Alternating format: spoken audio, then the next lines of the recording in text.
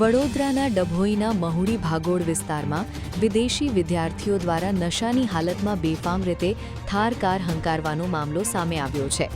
જાહેર રસ્તા પર ગફલતભરી રીતે વાહન ચલાવતા હોવાના કારણે સ્થાનિક લોકોએ કારને રોકી યુવકોને ઝડપી પાડી પોલીસને હવાલે કર્યા હતા. ઘટનાની જાણ થતાં ડભોઈ પોલીસે 5 યુવકો અને 1 યુવતીની પૂછપરછ હાથ ધરી હતી. તપાસ દરમિયાન 2 વિદેશી વિદ્યાર્થીઓ સામે ગુનો નોંધવામાં આવ્યો છે. થાર કારમાંથી બિયરના ટીન મળી આવ્યા હતા. પોલીસે જ્યોર્જ મેન જોન એટેપ સામે નશાની હાલતમાં વાહન ચલાવવા બદલ ડ્રિંક એન્ડ ડ્રાઈવનો ગુનો નોંધ્યો છે, જ્યારે પોલ પાવન સાયમનની બેગમાંથી અંદાજે 7 બિયરના ટીન મળી આવતા તેની સામે પ્રોહિબિશન એક્ટ હેઠળ અલગથી ગુનો દાખલ કરવામાં આવ્યો છે.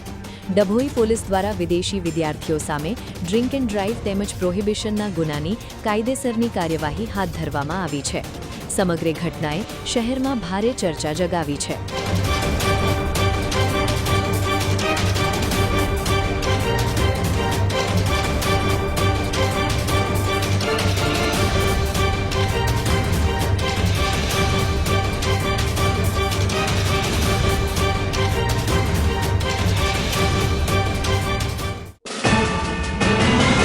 યુટ્યુબ પર K&K મીડિયા નેટવર્કને સબસ્ક્રાઇબ કરો, ફેસબુક અને ઇન્સ્ટાગ્રામ પર ફોલો કરો અને દરેક પોસ્ટને લાઇક અને શેર કરવાનું ભૂલશો નહીં.